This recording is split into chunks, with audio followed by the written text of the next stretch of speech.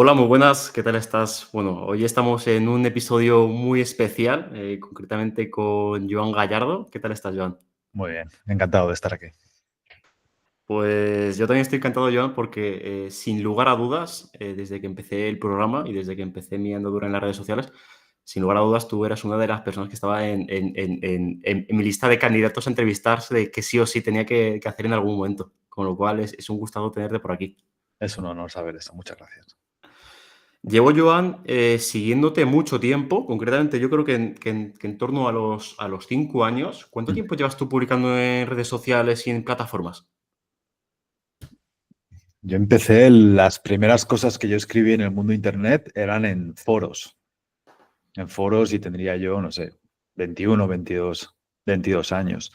Ya después sí que con la venida de las redes sociales, lo primero que yo toqué fue Twitter. Y después ya sí, Entonces, recuerdo cuando llegó Instagram, que yo no sabía ni lo que era. Yo pensaba que era una cosa privada, ¿no? Para poner filtros a las fotos. Hasta que empecé a recibir likes y digo, hostia, ¿tú qué es? Y ya cuando, porque no sé si al principio dejaban, no lo recuerdo bien, hace muchos años ya, si dejaban escribir textos largos. Sí. Pero sé que en algún momento, después de empezar a usar Instagram, empecé a escribir ahí. Y fue ahí donde se empezó a crear mi primera comunidad seria. ¿por qué Instagram? ¿Te gustaba más que las otras plataformas por algo particular? Entonces Twitter tenía una limitación de caracteres, no sé si te acuerdas, tendría Sí. 165 caracteres o algo así, y yo quería escribir un poco más. Y no sé, tuve la sensación de que esto de las redes sociales iba bastante en serio y que iba a formar parte importante de la vida de la gente. Y simplemente pues me subí a ese tren.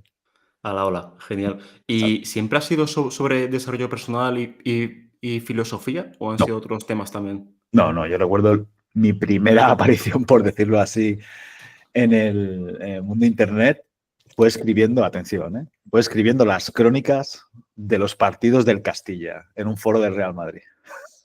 Así, así empezó la cosa. Y luego ya sí que en Twitter, por ejemplo, tuiteaba mucho sobre entrenamiento, ¿no? Te estoy hablando del año 2000, no sé, 2010 por ahí o 2009, hace muchísimo, muchísimo tiempo. Pero sí que más o menos sobre ese tiempo recuerdo abrir un blog donde ya mezclaba las dos temáticas. Ya hablaba sobre entrenamiento, pero también hablaba sobre la mentalidad, sobre la espiritualidad, etcétera, etcétera. Y después ya sí que hubo un momento en el que ya dejé de publicar sobre entrenamiento hace ya bastantes años y me dediqué en exclusiva a lo que me dedico ahora. ¿Durante todos estos años, Joan, te ha surgido el síndrome del impostor? Jamás, Jamás. nunca. Interesante. Nunca, porque yo no he escrito nunca sobre nada de lo que no tenga un conocimiento bastante extenso y además una experiencia bastante directa sobre ello. ¿Y cómo afrontas tú el síndrome del impostor con tus clientes? Que asumo que a alguno de ellos sí que le habrá surgido. Bueno, primero de todo intento averiguar si no está bastante razonado, que muchas veces sí lo está. Sí, muchas veces me veo a mí mismo diciendo, pero ¿cómo vas a escribir sobre esto, tío? ¿Qué sabes tú sobre esto? O te has leído un libro que te ha impactado y ya crees que tienes una expertise sobre ello. Yo creo que no es tan sencillo. Podrías solventarlo siendo muy honesto, que es lo que yo intento hacer siempre cuando escribo, cuando hablo, cuando grabo un podcast o cuando mando la newsletter. Intento ser súper transparente, muy sincero y muy honesto con lo que digo y también con lo que hago. O sea, tú te puedes leer un libro que te maraville y escribir una entrada en un blog o en red social y decir, mira, me he leído este libro, no he leído muchas más cosas sobre este tema, pero hay un par de cosas que me parecen súper interesantes y yo simplemente las voy a poner aquí y voy a hacer un pequeño comentario. Ok, ya está, ya has solventado el síndrome del impostor porque no estás impostando nada. ¿Crees que ese puede ser la píldora para quitarte ese síndrome del impostor, la transparencia y la honestidad a la hora de hablar de lo que hablas? Sí, luego ojo, luego hay gente que sí que tiene un conocimiento muy vasto sobre un tema y aún así no se quita el síndrome del impostor de encima. O sea, yo he tenido clientes y tengo clientes que juegan en primera división de la Liga Española de Fútbol y tienen el síndrome del impostor. O sea, que me dicen a mí, es que yo creo que no soy tan bueno como la gente se piensa que soy. Entonces, esa problemática se tiene que tratar por otro lado, ¿no? Tienes que averiguar si realmente esas creencias tienen algún tipo de fundamento y tienes que convencer a la otra persona de que lo que tiene que hacer es atender las creencias que tengan visos de verosimilitud. Sí, que sean ciertas. ¿Por qué hilos empiezas a tirar para ver si realmente lleva razón o no? Bueno, ¿por qué piensas eso? ¿Sí? Y no admito respuestas vagas. No admito yo qué sé, o pues porque sí. No, no, no, no. Argumenta. No se pueden tener posiciones tan fuertes con argumentos poco desarrollados. Relacionado con esto también, ya entramos en la parte del autoconocimiento. Y la parte del autoconocimiento yo también he detectado que muchas personas, yo incluido, en algunas situaciones, cuando tenemos miedo de responder a una pregunta, respondemos automáticamente no sé. Cuando te responden no sé a las preguntas, ¿qué sueles hacer? ¿Cómo reaccionas? No los suelto. Les hago preguntas relacionadas que puedan ir poco a poco tirando del hilo, aunque el cliente casi no se dé ni cuenta. No. O sea, por ejemplo, en este caso del futbolista le preguntaría, ¿cuál crees que es tu peor faceta como futbolista? ¿Cuál crees que es tu mayor defecto? ¿Cuál crees que es tu mayor virtud? ¿Qué te han dicho los entrenadores a lo largo de los años? ¿Cuál es la crítica que lees más sobre ti en los periódicos deportivos? Y es una forma de empezar a tirar del hilo. Se hace un método socrático, ¿no? Un diálogo socrático con la otra persona, intentando que la verdad poco a poco vaya saliendo a la superficie. ¿El perfeccionismo lo afrontas de manera similar también? Sí, sí, el perfeccionismo es que realmente, claro, lo que pasa es que se le da también una connotación positiva, no demasiado definida, ¿no? O sea, cuando alabamos el perfeccionismo de alguien, yo creo que lo que estamos alabando es el esmero, ¿no? El detallismo, la laboriosidad, pero no realmente estamos alabando que esa persona esté haciendo algo perfecto, porque eso está fuera del alcance del ser humano. Somos seres imperfectos, incapaces de hacer una cosa perfecta. La cuestión es que no es necesario hacer cosas perfectas para poder medrar y progresar en la vida, de ninguna manera. Pero, sin embargo, claro, es que si lo piensas, Alberto, si yo fuese un ser capaz de hacer cosas perfectas, ¿quién me iba a criticar? No tendría fallo.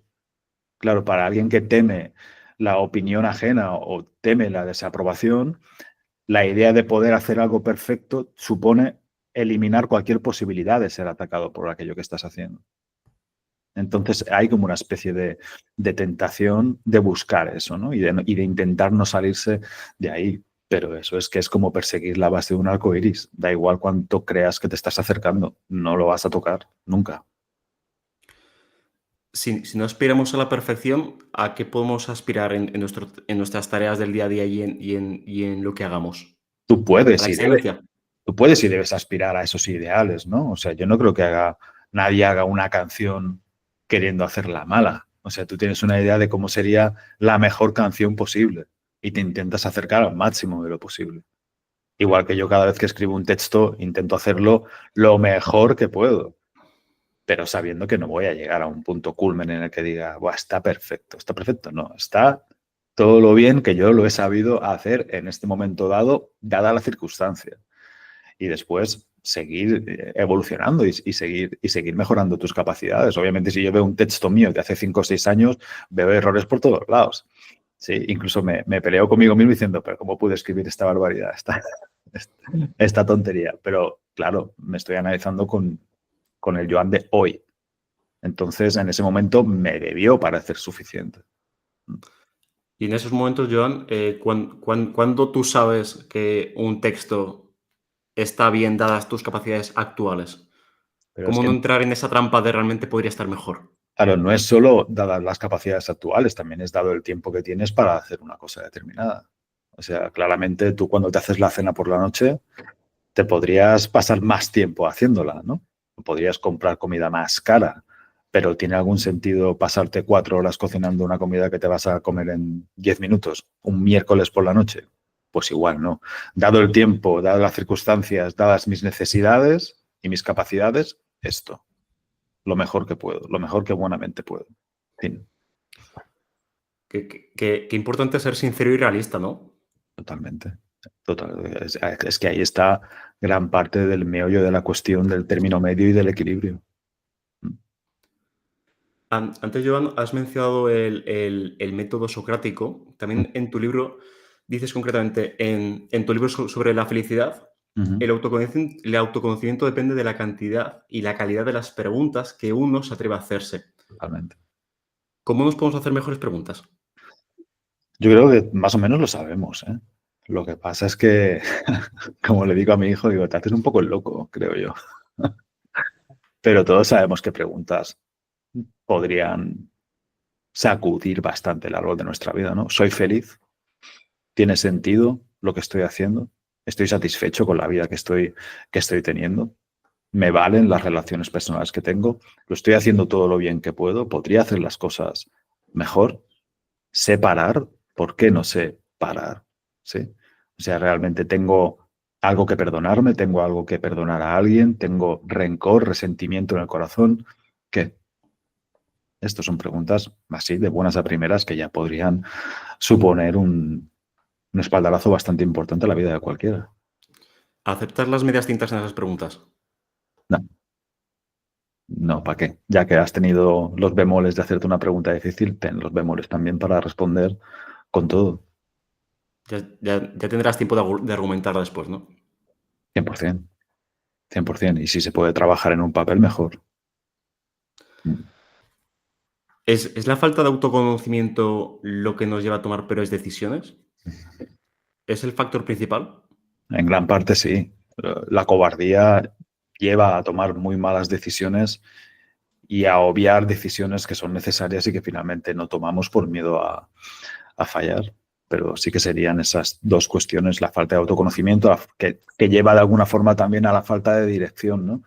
Si yo no me conozco, no sé a dónde quiero ir, no sé cuál es el futuro en el que me quiero adentrar. Entonces, las decisiones que tomamos, que no son más que decisiones de cara a escenarios futuros, pues seguramente sean de dudosa calidad. Pero lo que yo he encontrado es que la gente deja de tomar decisiones en mayor número, que hay gente que toma malas decisiones.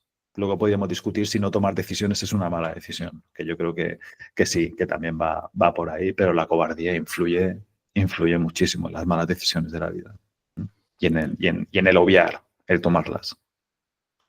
¿De qué forma podríamos ser más valientes? ¿Es algo que realmente es como un hábito? Que tú cuantas más veces actúas con valentía, más valiente eres y por ende más fácil te va a ser actuar con valentía.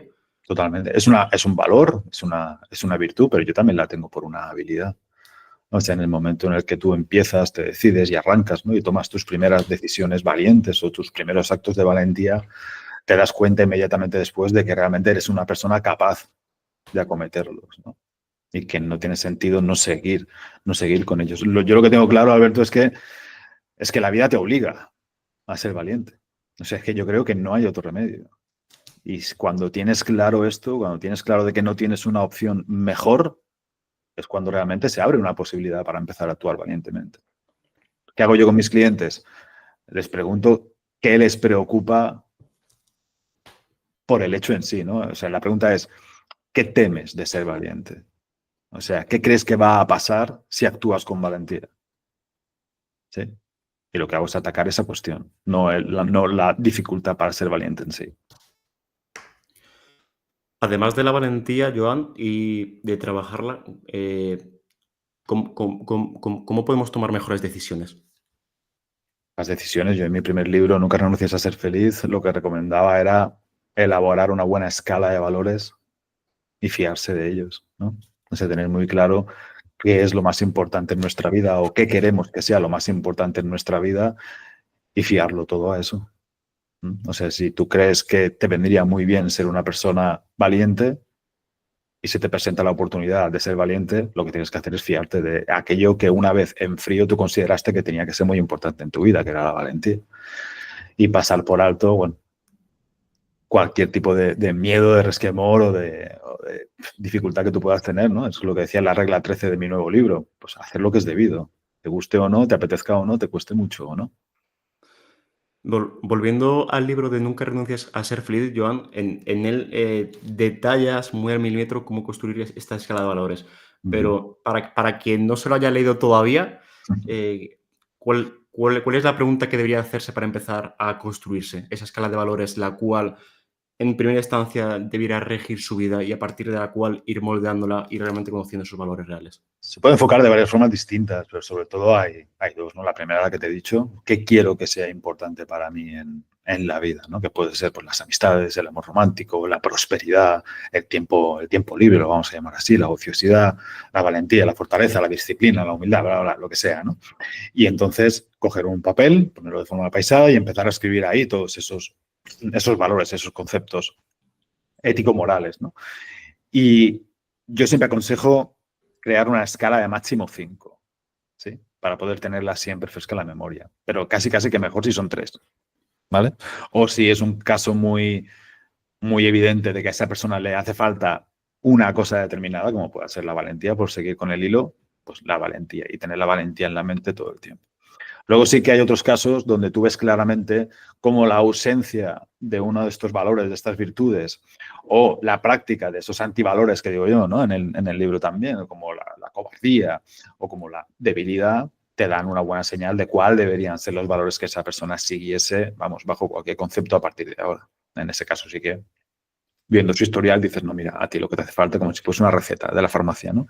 Tú lo que necesitas es una dosis de disciplina diaria, una dosis de valentía, una dosis de fortaleza, lo que sea. Así que a partir de ahora, concéntrate y siempre que tengas la oportunidad de elegir entre cobardía y valentía, elige valentía, ¿eh?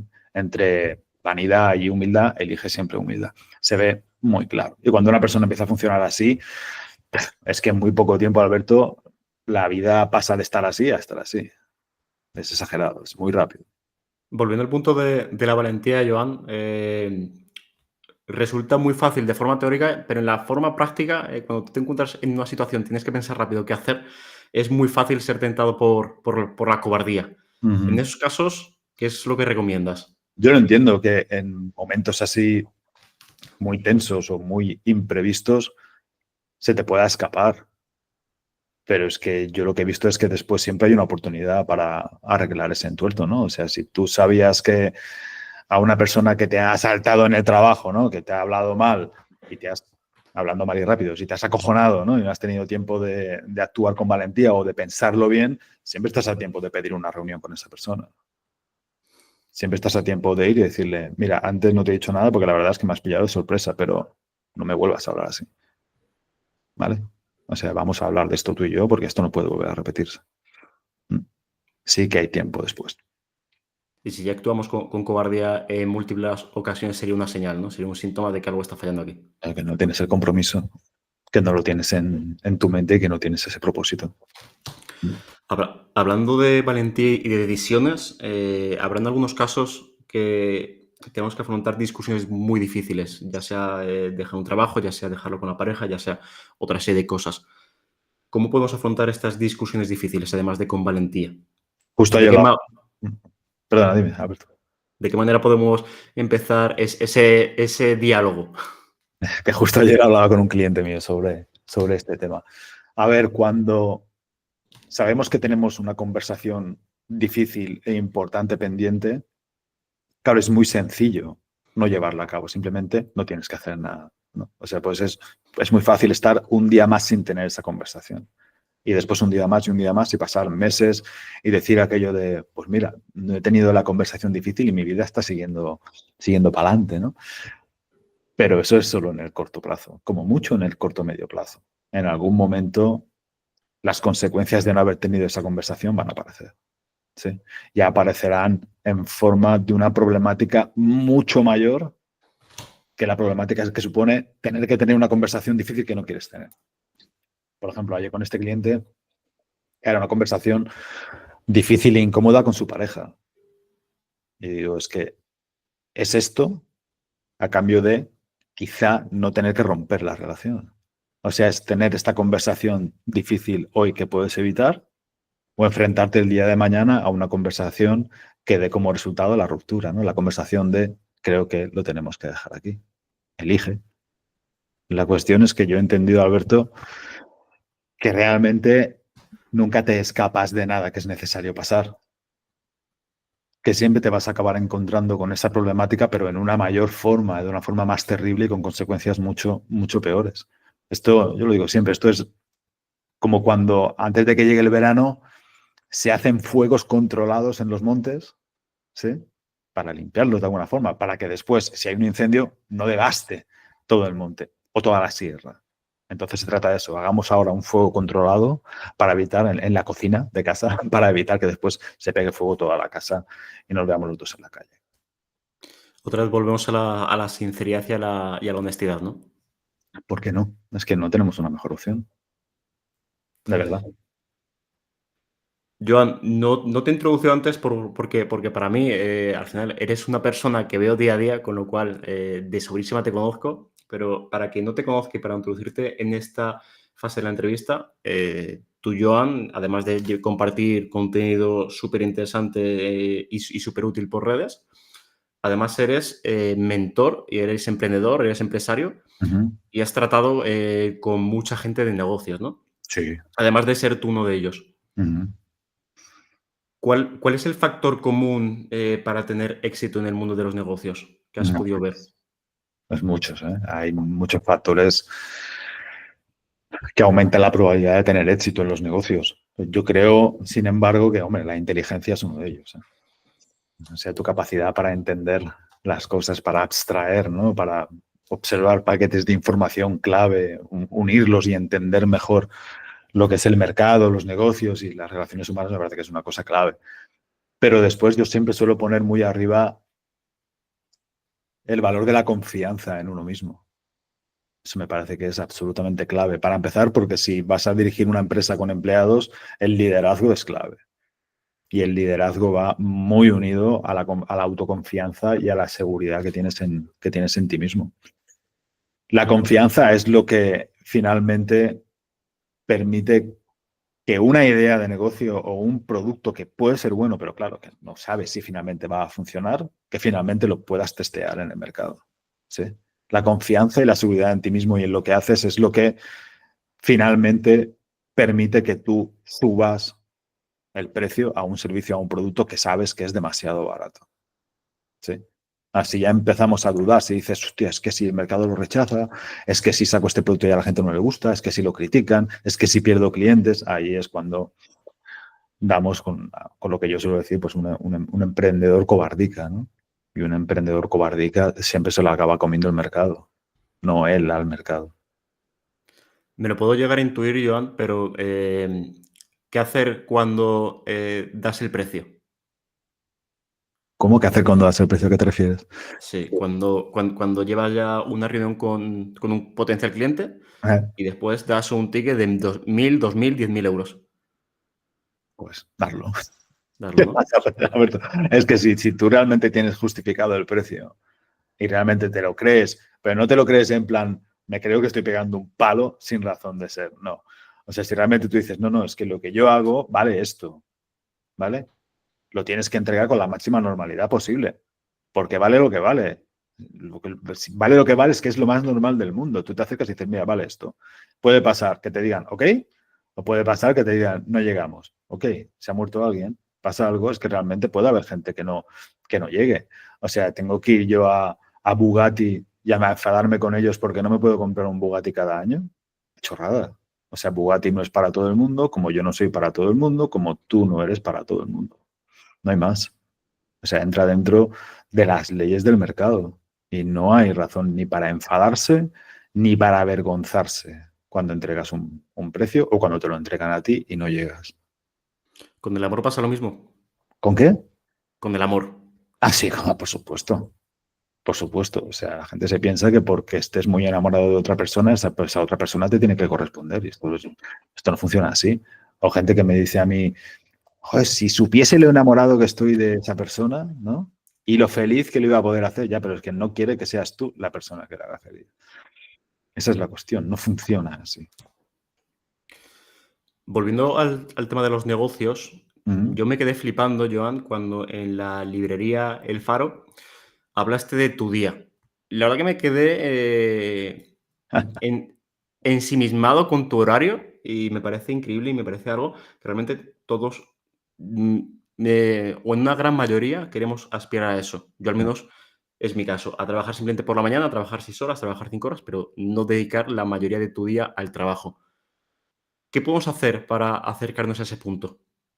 Depende del negocio, Alberto. O sea, Y también depende de lo que tú tengas claro que primas en tu vida y obviamente si te lo puedes permitir. Obviamente si tus emolumentos no llegan a tus requisitos mensuales, a tus obligaciones y tienes que trabajar 10 horas al día, pues las tienes que trabajar, punto pelota, no hay más. Pero si cualquier empresario que nos escuche quiere llegar a ese punto, primero tiene que decidir cuánto es suficiente. Si alguien me pregunta, ¿pero no ganarías el doble trabajando todas las tardes? Claro que sí, somos tontos. O que es una cuestión de si trabajando por la mañana gano esto, si tengo esa demanda de parte de mis clientes, que la tengo sobradísimo, y empiezo a trabajar por todas las tardes, pues claro que facturaré el doble. Pero también veré la mitad a mis hijos. Y no quiero. Si te fijas, yo solo trabajo cuando mis hijos están en el colegio. De forma que ellos siempre tienen la sensación de que su padre está por ellos. ¿Vale? Obviamente esto no es una posibilidad para todo el mundo, yo lo entiendo perfectamente y yo más de la mitad de mi vida la he pasado currando por sueldos bastante pobres, trabajando muchísimo más de lo que trabajo ahora. Pero si un empresario realmente quiere llegar a ese punto, se llega por ahí y se llega teniendo un producto o un servicio que no necesite que estés trabajando de lunes a sábado 10, 12 horas cada día. Es difícil, ¿eh? Es muy difícil, pero bueno, es posible. Hay gente que trabaja menos que yo, ¿eh? Ojalá llegar a ese punto, Joan. A ver, yo sí que son mis sesiones con clientes. Son de martes a viernes por las mañanas, pero luego obviamente los libros no los escribo cuando estoy con un cliente. O sea, sí que tengo que después usar otros paquetes de tiempo. Por supuesto. Una de estas formas para llegar a ese punto de trabajar menos por más, por así decir, sería trabajando en nuestro capital humano, lo que realmente somos capaces de ofrecer al mercado. Claro, o sea, el mercado te paga en relación a los problemas que sabes solucionar, a cómo satisfaces una necesidad de alguien en el mercado. Si te encargas de solucionar problemas que muy poca gente sabe solucionar y además te encargas de solucionarlos mejor que la mayoría, pues puedes cobrar un dinero bastante importante y no tener que trabajar tantísimas horas para ganar un muy buen sueldo. ¿Crees que a pesar de haber llegado a tu objetivo laboral, sería conveniente seguir trabajando ese capital humano? ¿O ya que estás ahí realmente puedes darle otras prioridades a tu tiempo? No, o ¿Crees que sea, es un sí o sí? ya ves ahí la librería, ¿no? Yo no dejo nunca de leer, no dejo nunca de aprender, pero en primer lugar por mí, porque es una cosa a la que yo le doy un valor enorme.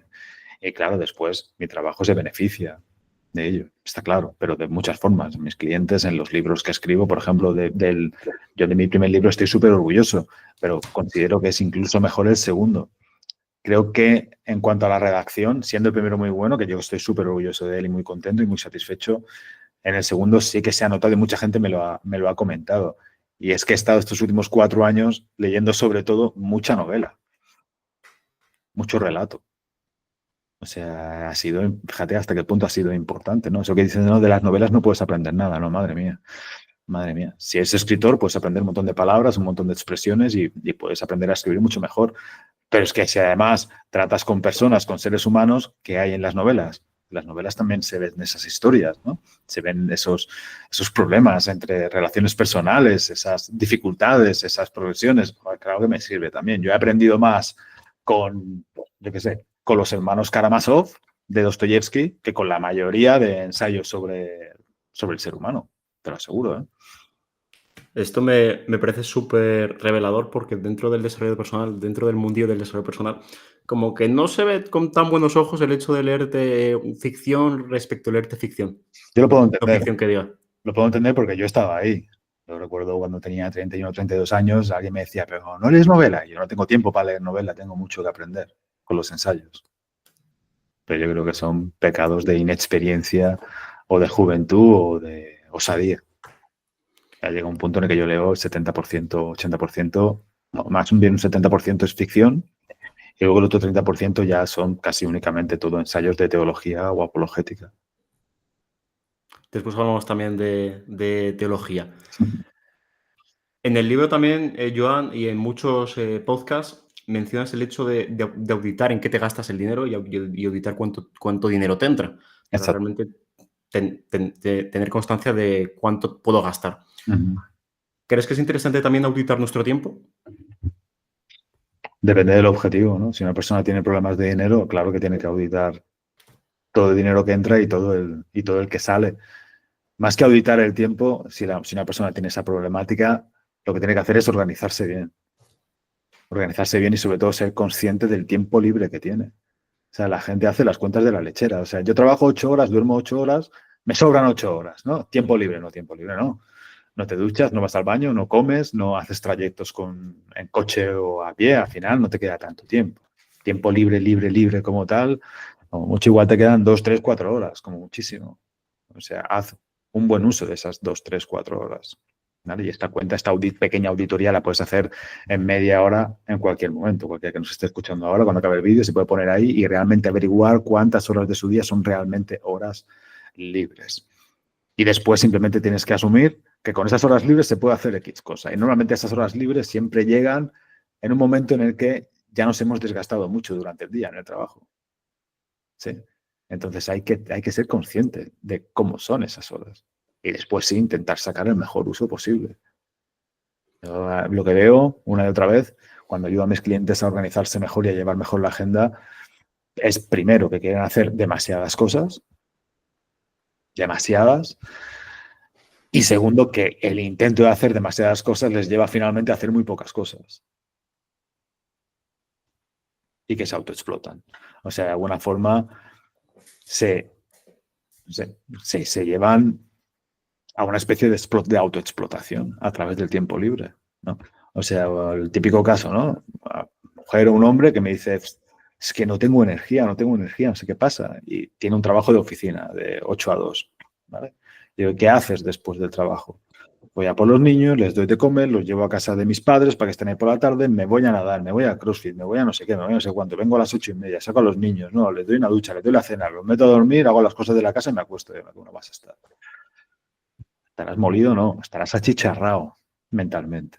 Así no se puede vivir. Y el tiempo libre real, ese tiempo en el que pues simplemente estás, ¿no? Sin hacer nada productivo ni nada demasiado increíble.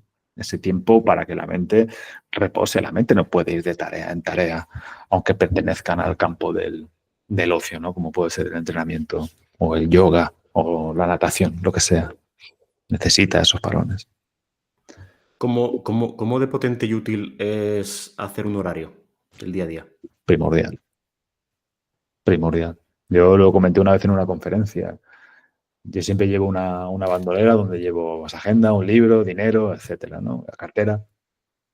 Y si alguien me atracase por la calle y me quisiese robar la bolsa, yo le diría, me llévatelo todo menos la agenda. Te doy la cartera yo. Te doy 50 pavos más que llevo en el bolsillo, pero deja la agenda aquí. Me haría una putada mayor que si se llevasen 200 o 300 euros. Seguro. ¿Cómo luce un horario sano? Ya que has hablado del tema de la explotación, ¿cómo luciría un horario sano? Un horario sano tiene huecos en blanco. Eso seguro. Sí. Una buena agenda. Esto me hace mucha gracia porque cuando yo les pido a mis clientes que me enseñen o que me preparen cómo es un día en su vida, siempre me enseñan el día de mañana, ¿no? Y me enseñan ahí una lista. Hay mucha tinta. Les digo yo siempre eso. Aquí hay mucha tinta, amigo mío. O sea, ¿esto qué es? ¿Un castigo o un día que apetece? Un día bien organizado es aquel día que tú lo ves y de un vistazo te hace ganas. ¿Sí?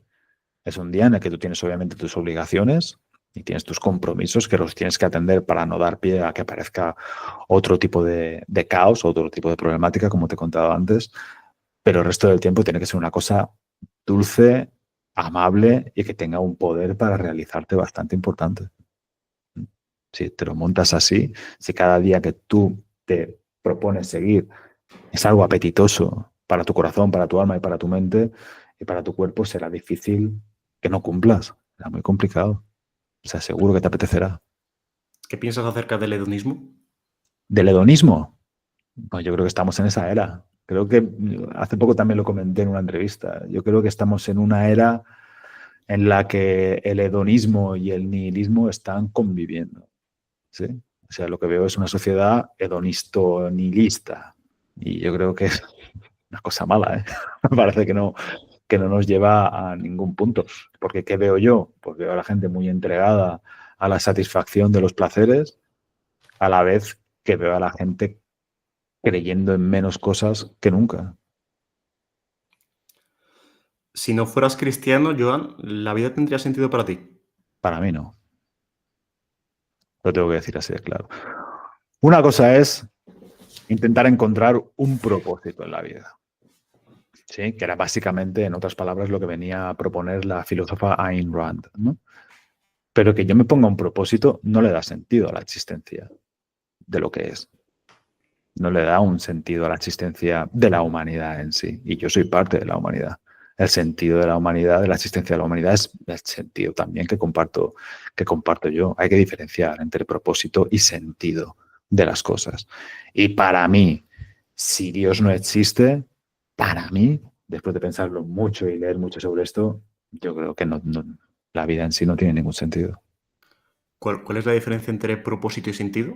Un propósito, por Para ti. ejemplo, es que yo digo, pues mira, yo voy a entregar mi vida a tener un refugio para perros. Me voy a pasar mi vida cuidando perros porque me encantan los perros y voy a tener esa sensación de estar viviendo por un porqué. Eso sería un propósito. Pero el sentido realmente no. Si la vida no tiene sentido, da igual que yo monte una albergue para perros. Da igual. Esa es la cuestión. O sea, para mí podrá ser muy importante, pero objetivamente, si no hay Dios, no tiene sentido. Yo sé que cuando la gente escucha esto flipa un poco, pero que me digan a mí cómo puede ser. Si no, si lo que le espera a la humanidad realmente es la extinción y después el universo seguirá existiendo durante miles de millones de años, ¿no? O sea, hemos estado más tiempo sin estar que estando y estaremos mucho más tiempo sin estar que estando. O sea, si Dios no existe, el ser humano ha sido una anécdota dentro de la vastedad del universo. Una anécdota. O sea, tenemos un valor, claro que nos podemos dar un valor entre nosotros como seres humanos, pero hay que ser adultos, maduros y pensar en qué valor tenemos fuera de nuestra observancia, fuera de nuestro punto de vista. Y si realmente Dios no existe y no somos parte de su plan y todo esto ha sido una azarosidad y una casualidad y un cúmulo de miles y miles y miles de coincidencias, pues eso, somos una anécdota. Y yo no valgo más que tú, ni tú más que yo, ni yo más que ese limonero que veo aquí por la ventana. ¿Cuándo fue el momento en el que empezaste a creer más fervientemente en Dios? ¿Hubo un antes y un después? ¿Fue algo realmente Y, continuado y escalado? sí, a ver, yo siempre he creído que Dios existía. Y eso que yo no vengo de familia religiosa, ni mi madre me apuntaba a religión en el colegio, ni nada así. Mi madre me apuntaba a ética de aquellos entonces, que era lo que se daba en el colegio como una optativa. Ni nos llevaban a iglesia, ni nada así. Era una cosa que no estaba en mi vida, ni en mi día a día, pero yo pensando simplemente con las herramientas que puede tener un niño al pensar sobre estos asuntos, que son herramientas de lógica o de sentido común, me parecía que era todo demasiado increíble como para que fuese una coincidencia. Sí. Yo recuerdo que mi padre también tenía unos fascículos que él iba a buscar al estanco cada semana sobre el universo. Y yo me empollaba mucho esos fascículos y recuerdo leer el del Big Bang, ¿no? Y decía, coño, así ya empieza a tener más sentido, más sentido esto. Y empecé a tirar del hilo y un poquito más del hilo y a leer libros y yo cada vez estaba más convencido de ello. Sin embargo, mi adolescencia, claro, cuando empiezas a relacionarte y a establecer relaciones de amistad un poquito diferentes, ¿no? Y sobre todo cuando empiezas a salir con chicas, me daba como un poco de apuro, la verdad es esa, me daba un poco de vergüenza eso de decir que era cristiano, ¿no? Sentía que de alguna forma me iba a invalidar para un montón de cosas que me apetecía, como salir con ciertas chicas. Pero yo también sabía, porque ya lo había leído, que si yo creía en Dios, no podía negarlo. Eso estaba muy mal visto dentro de la Biblia. Entonces dije, bueno, pues voy a intentar ser ateo, a ver qué pasa. Sí. Y estuve un par de años intentando convencerme de que la probabilidad de que Dios no existiese era mayor que de la que sí. Pero no me pude desembarazar de la certeza de que Dios existía. De ese paso de ateo a creyente, ¿no pasaste por el agnosticismo? No, es que a mí el agnosticismo, no sé, no me ha parecido nunca una posición, no diré válida. Bueno, no sé si era bueno, ¿no? Que decía que un agnóstico, no sé si decía que era un creyente sin pelotas o un ateo sin pelotas. Decía algo así, el genial bueno, ¿no? Pero me parece que hay las pruebas suficientes como para intentar decantarte, o los indicios suficientes como para decantarte para una posición o para otra. O sea, yo nunca creo que no he sido agnóstico ni un segundo de mi vida. No. Pero bueno, siguiendo con la explicación de antes, sí que después tuve una primera etapa de la adultez entre los 23 y los 27, 28 años muy caótica, ¿no? Y que yo sí me tiré en esa época en brazos del hedonismo puro y duro, ¿no? Sí, creía que Dios existía, pero de alguna forma había dejado de lado la relación personal con él. Pero allá por los 28 se empezó a formar en mí una necesidad brutal de esa relación. Y a partir de ahí cada año iba más, a más, a más, a más, a más, hasta que pues ya más adelante ya sí que tuve esa sensación de gozo total, ¿no? Esa sensación absolutamente inequívoca de que tienes una relación personal con Dios y de que te llena como nada en el mundo te puede llenar. Yo escucho a un artista polaco que se llama Rafael Lechowski y en uno de sus libros dice algo así, similar, de si la palabra Dios lo sustituyeran por la palabra vida, empezaría a cobrar más sentido. ¿Crees que el cristianismo se enseña mal? No soy nadie para decir si se enseña mal o no. Tampoco te creas yo que soy muy amigo de usar eufemismos para la palabra Dios. O sea, cuando decimos aquello de, no, la vida te pone a prueba, ¿no? O el universo conspira para que consigas lo que quieras. Mira, al universo no le importas tres pelotas. O sea, ¿el universo qué? ¿Quién? ¿La nebulosa de Orión? ¿Saturno? ¿Un meteorito? ¿Está pensando en si es bueno que pruebes las oposiciones o no? Vamos a hablar con propiedad. Y si queremos hablar de que hay algo fuera de nosotros que está involucrado en la existencia y que es el origen de la existencia y que tiene una relación personal conmigo o quiere tener una relación personal conmigo para que me vayan bien las cosas, lo tengo que llamar Dios, no lo puedo llamar otra cosa. ¿Por qué no lo vas a llamar Dios? ¿Te da vergüenza? ¿Tienes algún problema realmente con eso? Supéralo, de verdad. Te irá mejor. Ojo, yo también he usado esos eufemismos, ¿eh? En su momento que dices, hostias, es que si ahora digo la palabra Dios, igual se van 200 seguidores. Mira, que se vayan. Creyentes sin pelotas, ¿no? Que se vayan, no pasa nada. O sea, si tú no estás aquí para retener a la gente, tú estás aquí para ayudar a la gente con lo que crees que de verdad les puede servir, les puede ayudar. Yo no estoy aquí para tener 100.000 o 50.000 seguidores o 5.000. Yo estoy aquí para dar aquello en lo que creo. Creo que Dios es bueno para la gente, tú me dirás. Creo que es lo mejor. Entonces, después yo sí, es verdad, yo estuve muchos años en los que no divulgaba sobre Dios siendo ya un creyente absoluto y con una fe completa, pero simplemente porque creía que mis conocimientos no le iban a hacer justicia. ¿Sí? Pensaba, yo necesito leerme por lo menos unos 400 o 500 libros sobre esta temática. Y ahí me puse a piñón sobre esto. Y hasta que yo no tuve claro de que le iba a complacer a Dios que yo hablase de él, no iba a decir nada. Y caray, desde entonces, desde que empecé a divulgar, son cientos las personas que han venido a mí diciéndome que han vuelto a encontrarse con Dios y que ahora son creyentes. Y eso es de largo lo que más me llena de mi trabajo, seguro. Como comentabas, Joan, parece que a día de hoy está mal visto ser cristiano.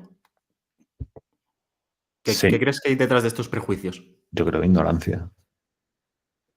Ignorancia. A mí cuando se me ataca por esto, realmente se me dan unos argumentos muy absurdos, ¿no? Que muchas veces acaban conmigo diciéndole a la otra persona, no, no, si yo tampoco creo en ese Dios del que me estás hablando tú. Es que no es ese. Estás pues creando su nombre de paja, ¿no? No sé a quién estás criticando, pero no a mi Dios, desde luego. Así que nos podemos poner los dos a insultar a ese Dios si quieres. Pero no es así, yo creo que hay mucha ignorancia. Yo tengo dos aulas de mentoría grupal, que es donde me doy el gustazo de poder estar con muchas personas al mismo tiempo, ¿no? Y el tema de Dios es súper recurrente. A lo mejor de cada 10 sesiones que tenemos, 7 van sobre ese tema. Y claro, recuerdo las primeras que hacíamos, que había muchas personas que tuvieron una muy fácil conversión al teísmo, al cristianismo en este caso, y su frase era, es que a mí me habían dicho que esto era otra cosa. Y yo, no, mira, si está aquí en la Biblia, esto es así, así, así. Ah, es que a mí me habían dicho, claro, te han dicho, pero no te has molestado en buscar. Sí. Y luego, ojo, luego sí que hay personas que tienen objeciones realmente interesantes, realmente potentes, sobre todo con lo que respecta al Antiguo Testamento. Pero eso son dudas honestas. Sí, es gente que se ha molestado en hacer el trabajo y que lo ha querido estudiar. Porque realmente es una cuestión muy importante. Para mí es la cuestión filosófica más importante de todas. Porque de ella sale todo. ¿Entiendes? O sea, y realmente la vida tiene que ser vivida de una forma si crees que Dios no existe, y tiene que ser vivida de una forma completamente distinta si de repente crees que Dios existe. No puedes hacer como si nada, no puedes vivir como si fuese una cuestión secundaria. Esto incluye también el hecho de si hay vida después de la muerte. Dime tú si no es importante. Y dime tú si la vejez y la muerte no dictan de alguna forma también los tiempos a la hora de vivir la vida que vivimos. O sea, es que lo abarca prácticamente todo, tío. ¿Qué clase de vida hay después de la muerte para ti? O para un Muchísimo, cristiano. muchísimo mejor que esta. Una vida perfecta, una vida sin falta, sin sufrimientos, ni dolor, ni lágrimas. O sea, seguro que es una, una existencia que te llevaría a no añorar esta. Esa para mí es la mejor clave para entender qué nos espera. ¿El cristianismo hay que razonarlo o hay que sentirlo para llegar a este punto? Ambas, a ver, sí que durante muchos siglos el fideísmo estuvo fuerte, ¿no? O sea, la idea de que tú tienes que creer por fe y nada más que por fe, que estaba como mal visto intentar llegar a través de la razón, ¿no? Pero ahí tenemos, por ejemplo, al enormísimo filósofo Tomás de Aquino, que para mí, junto a Aristóteles, son los dos mejores filósofos de la historia, con 5 aproximaciones a través de sus vías que se basan, vamos, en hechos de experiencia incluso, que se basan exclusivamente en la razón, sin la petición de la fe de entrada para entender las cosas. Yo creo que cuando Dios nos pide que le amemos con todo el corazón, con toda el alma y con toda la mente, esa parte de la mente va por ahí. De que realmente retemos nuestra fe racionalmente. Porque yo creo que es algo bueno. Yo creo que siempre va a haber un salto de fe. Siempre llegará un punto en el que la razón llegará hasta aquí. Llegará mucho más adelante de lo que la gente se piensa, ¿eh? Mucho más adelante. Pero llegará un momento en el que tú dirás, bueno, ahora ya tengo todos estos indicios, ahora este último salto lo tengo que dar por fe. Porque tiene que ser así, porque si no, el libre albedrío quedaría totalmente roto. Y Dios lo que quiere es que creas en Él libremente. Si yo te diese todas las razones suficientes, pues tú dirías, bueno, pues vale, pues voy a creer porque me has convencido, pero realmente no hay relación de amor ni hay esa fe en que lo que me dices que existe realmente me lleva a creer que existe. Entonces es importante tener claro ese último salto, pero eso lo hacemos en nuestra vida todos los días. O sea, tú cuando tu pareja se va a hacer la compra no sabes exactamente dónde está, pero confías en ella, ¿sí? Entonces tú también por razón completas un 70% de la confianza que tienes en esa persona, pero otro 30% es fe, ¿sí?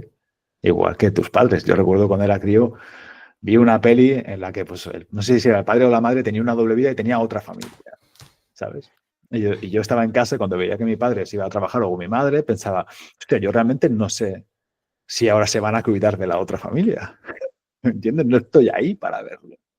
O sea, realmente es fe, es confianza también. No veo qué están haciendo, pero los indicios y la razón hasta aquí me lleva a la posibilidad de poder dar ese salto de fe con tranquilidad y con seguridad.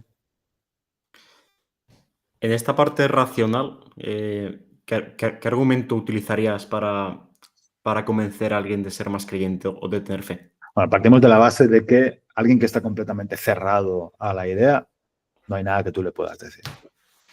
Es imposible. Se necesita algún tipo de grieta, se necesita algún tipo de deseo personal sincero de que Dios exista. Yo no creo que la problemática esté en si una persona cree que Dios existe o no. Yo creo que la verdadera problemática está en si una persona quiere o le gusta la idea de que exista Dios. ¿Sí?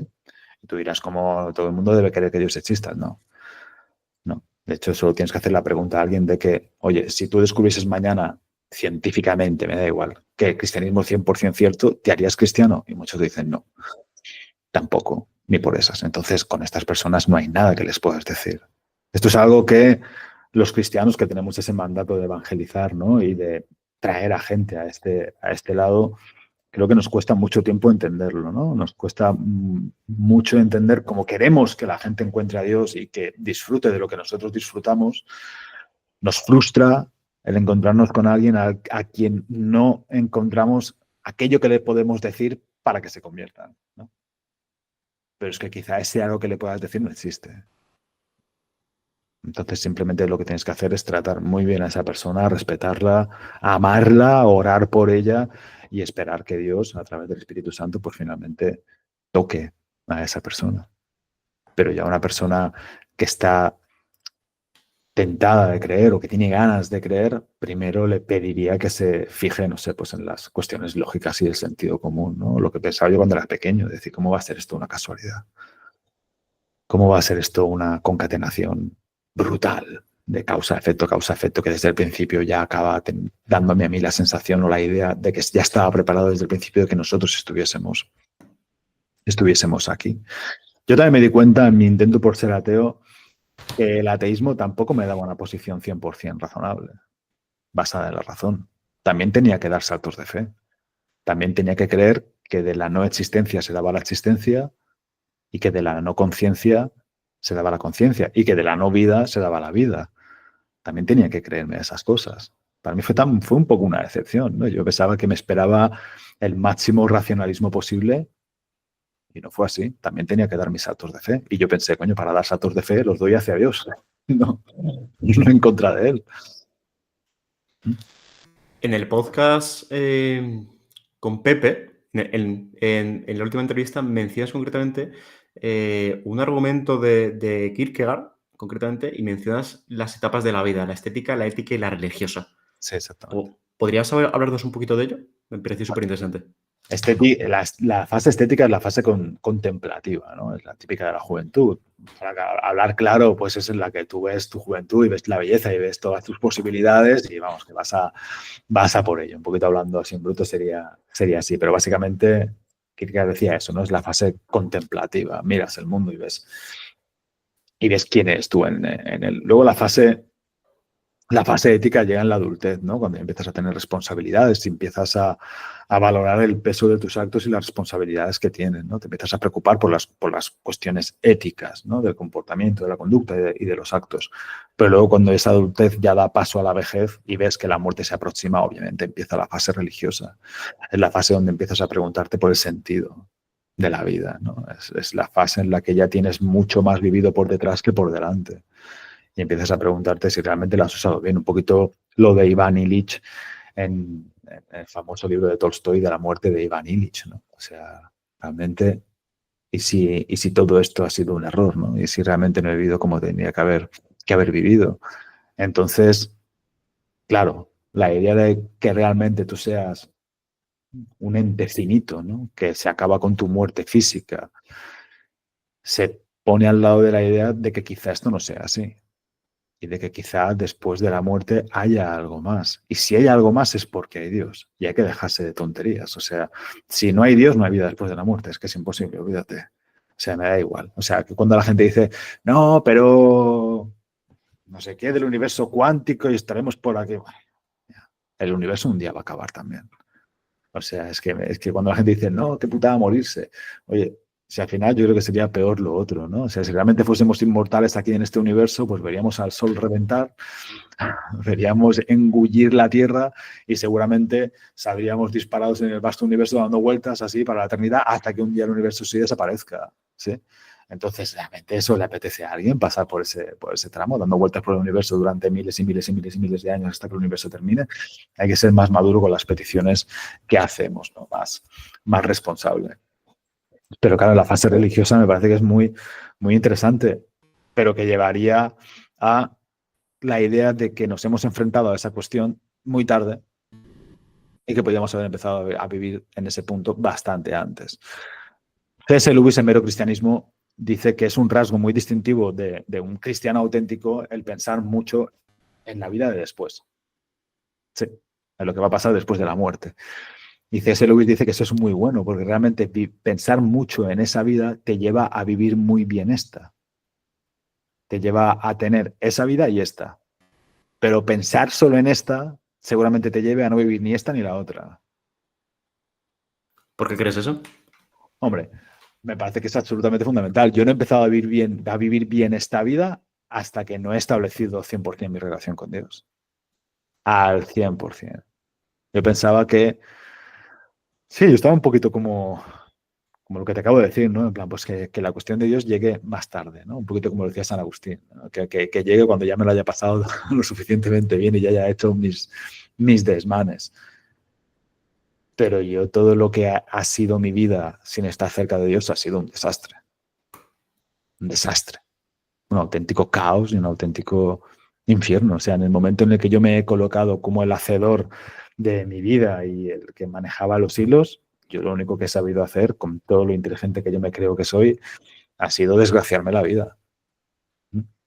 Sin embargo, con Dios y leyendo las Escrituras y pensando mucho en Él, he sido capaz de desbancarme del primer puesto de las prioridades de mi vida y observar que no solo no es malo, sino que es buenísimo llegar a ese punto.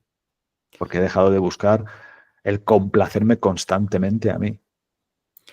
¿Crees que para llevar una buena vida hace falta pasar por esas 3 etapas? Sí o sí. Si definimos buena vida como una vida bien vivida, una vida feliz y una vida en paz, me parece que es bastante complicado llegar ahí sin incluir a Dios y la vida espiritual en esa ecuación. Me parece que es muy difícil. O sea, yo, en mi plan para ser ateo estaba la idea de hacer lo que me diese la gana. No hacer daño a nadie, ¿sí? Pero vivir la vida como a mí me diese la gana, ¿no? Y pensar mucho en aquello de, pues mira, un día te mueres y ya está, ¿sí? Pero tú dices eso cuando eres joven. Si realmente después en la cama de noche te pones a pensar realmente en lo que es la muerte y no te acojonas, es que hay que darle una vuelta. Entonces yo no podía desembarazarme de la ansiedad por eso, ¿sí? Y después, no solo de enfrentarme a mi muerte, sino también de enfrentarme a las muertes previas a la mía. Muertes de padres, muertes de abuelos, muertes prematuras de amigos, ¿no? El pensar que simplemente esa persona se ha muerto y ya está. Y está ahí en esa caja de pino pudriéndose y que un día será polvo de esqueleto y todo esto, era una cosa que a mí por lo menos me daba taquicardias, Alberto, pensar en eso, ¿no? Yo he estado épocas de mi vida largas con un insomnio brutal y la causa de ese insomnio no eran problemas de la vida, sino el problema de la vida en sí. Sí, el problema de la vida junto en juxtaposición al problema de la muerte. Y no podía salir de ese punto, ¿no? Hasta que ya te hiciste creyente, ¿no? 100%. O sea, ya te digo, yo siempre he creído, pero no siempre he tenido una relación personal tan estrecha como la que tengo ahora con Dios, seguro. Tú has estudiado muy en profundidad el cristianismo, pero también otras religiones. ¿Has llegado a tontear con otras religiones? No tontear nunca. Tontear nunca. Sí, informarme, obviamente sí. Sí, porque forma parte un poquito de las dudas que tiene la gente, ¿no? Cuando me preguntan a mí por qué esto y por qué no otro, pues me parece que es importante poder dar algún tipo de respuesta. Pero tontear, Y, yo que me vea seducido por otra, no, la verdad es que no lo he encontrado. Y otras cosas que me han podido gustar más o menos, yo no las considero religiones. Yo no considero el budismo una religión, por ejemplo. O el confucianismo, tampoco lo considero una religión. Me parece que es más una filosofía, vamos a decirlo así. el último, cambiando de tema, Joan, el último libro que has escrito es acerca de la disciplina. ¿Por qué de la disciplina? Bueno, era uno de los temas para escribir un libro que yo tenía apuntados. Ya yo tengo una lista con todos los libros que quiero escribir antes de morir, ¿no? Y entre ellos estaba un libro sobre la disciplina. Además, con el espíritu del libro, ¿no? Reglas, en el documento ponía reglas sobre la disciplina. O sea, no sabía cuántas iban a ser, pero sabía que iban a ser reglas sobre la disciplina. Y sin embargo, no era el siguiente. lo tenía ya por el puesto número 5 o 6. Pero me llamó la editorial y me dijeron que querían que escribiese un libro sobre la disciplina. Y yo, pues perfecto. Lo tenía ya apuntado en la lista, así que genial. Ya lo tengo medio mascado en mi cabeza y todo. Así que, por eso. ¿Y por qué estaba la disciplina en esa lista? Que me parece que es fundamental para vivir bien la vida. Porque yo me paso todas las semanas del año solucionando problemas a gente que tiene esos problemas porque en un porcentaje enorme no han sido disciplinados en un momento dado. Con la disciplina en la mano te ahorras tranquilamente el 80-85% de los problemas de la vida. Tranquilísimamente. Y yo estoy ahí todas las semanas arreglando problemas provocados por la indisciplina. Quien se ha visto hasta el final la entrevista con Pepe sabrá que dentro de esa lista también está el tema de la religión. ¿Qué otros temas hay en esa lista? ¿Nos podrías decir otros dos? Bueno, ¿O es ahí, confidencial? sí, no, que va, que va, que va. Y más así ya hacemos un poco de hype, ¿no? Se dice así los jóvenes, decís hype, ¿no? ¿Es? Vale. Del estilo, sí. Ah, Creo que bueno. sí, creo que sí. Pues mira, está un libro sobre Dios. Más que sobre religión, es sobre Dios, que no será el único seguro. Quiero escribir bastantes libros sobre el tema. Hay varios libros sobre cuentos infantiles, pero también para adultos, con una connotación filosófica y espiritual de fondo, que se lleva un poco más de trabajo porque hay que ilustrarlos, ¿no? Luego también está un libro sobre las parejas, seguro. Y también quiero escribir un libro sobre el dinero. Me parece que es importante. Hay más, ¿eh? Hay bastantes más. ¿La paternidad está dentro de esa lista? No, no. Me lo preguntaron hace poco y no. O sea, y no porque piense que no tengo cosas importantes que decir sobre ello, sino que porque me parece que la cuestión de la paternidad es una cuestión muy, muy, muy personal, ¿sabes?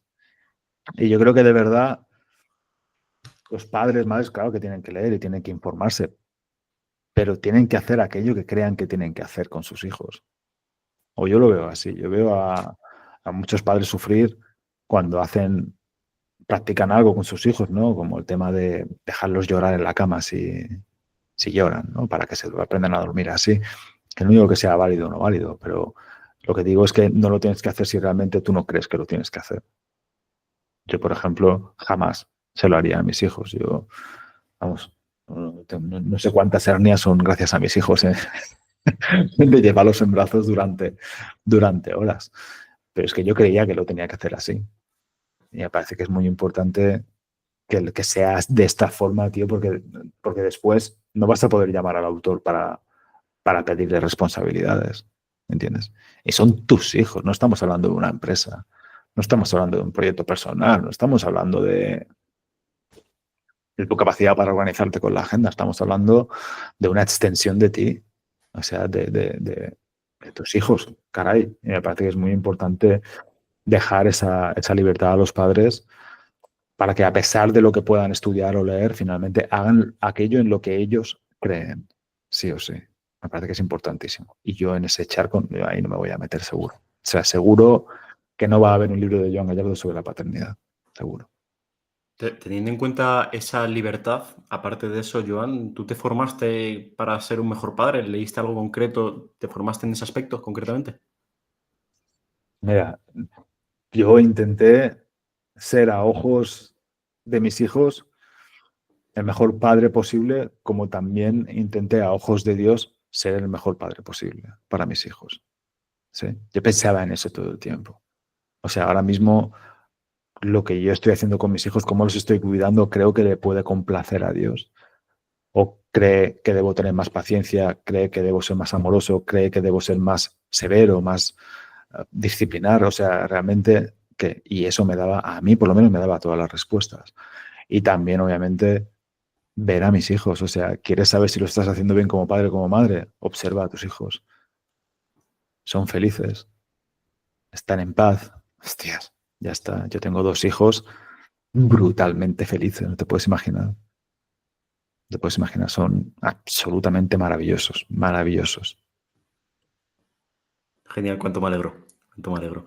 Yo también. Vale, vale, Joan. Se me ha quedado una pregunta por hacerte y con eso podemos terminar la entrevista. ¿El minimalismo está correlacionado con la felicidad? Yo creo que ya no es una cuestión de minimalismo o maximalismo. O sea, yo creo que una persona puede ser tan feliz teniendo la casa llena de trastos, bonitos, obviamente, que una casa vacía. Yo creo que el minimalismo tiene una función como corrección del consumismo. ¿Sí? O sea, alguien que se considera a sí mismo muy consumista y que basa su felicidad en un apego ridículo sobre los bienes materiales, creo que haría bien en probar el minimalismo, porque notaría un mayor control de su vida y una liberación bastante grande a nivel mental, incluso espiritual. Pero no creo que sea la panacea. O sea, yo conozco a gente muy feliz con casas decoradas con un estilo maximalista, casas maravillosas también, y son muy felices, tío, y no tiene nada que ver. Yo creo que sí que el problema realmente de fondo es el consumismo. Sí, el tener una mala relación con los bienes materiales. Ojo, tú puedes tener cosas materiales y tener una buena relación con ello, ¿no? O sea, tú puedes ser un buen consumista, por decirlo así. Mira, yo tengo yo la estantería esa de libros, pero yo cuando la veo es que se me llena el corazón y cojo los libros y los abro y digo, ay, qué bien, ¿no? Y esa idea de dejarlos a mis hijos, pero no me pasa con muchas cosas más. Sin embargo, el pensar que siempre hay que estar comprando, siempre hay que estar adquiriendo, porque eso son porciones de felicidad necesarias para que tú tengas la sensación de vivir una vida completa, me parece que eso es el error. Pero también te digo una cosa, Alberto, yo no tengo claro si el consumismo hace personas infelices o si realmente son las personas infelices las que hacen al consumista. Yo creo que va bastante por ahí. Yo cuando era muy infeliz estaba todo el día pensando en comprarme cosas o en comprarme cosas o pensando en las cosas que no me podía comprar porque no me bastaba el dinero, porque me pasaba todo el puto día comprándome cosas. ¿Sí?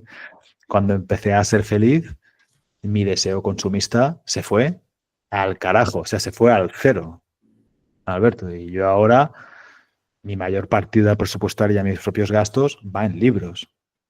Ya está. Dios sabe cuánto hace que me compré esta camisa. O sea, a 10 años. Seguro, obviamente no iría como un pordiosero, hay que comprarse ropa y hay que ir guapo, ¿no? Tienes que estar a gusto con lo que haces. Pero tengo un armario en el que solo hay ropa que me gusta y ropa que me pongo. No hay 20.000 piezas de ropa que ni sé que tengo, ni me pongo nunca, y cuando me las pongo, pues no me da gustito tampoco. O sea, este ejemplo marca mi relación con el consumismo, con el dinero y con los bienes materiales. Totalmente. Yo sigo teniendo, mi coche tiene 25 años. Y no es un clásico, es un Mitsubishi Montero, es un todoterreno. Y lo tengo ahí. Y hasta que no reviente, no me voy a comprar otro, seguro.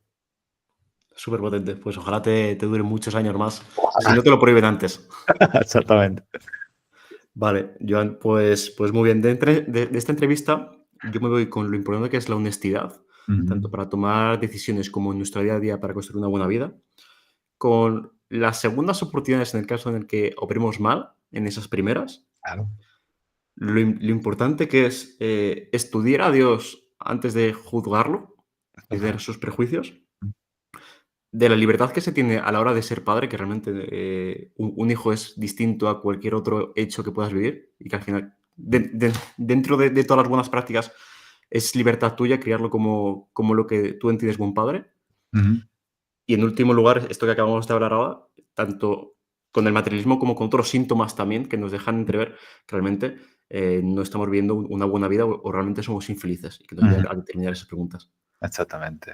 Así es. Ahora te quiero preguntar, Joan, dentro de todo lo que has mencionado tú, ¿qué es lo que destacarías si tuvieras que quedarte con una píldora de esta hora?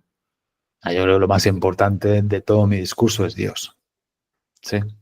O sea, y yo a lo que animo a la gente es a estudiar esa cuestión.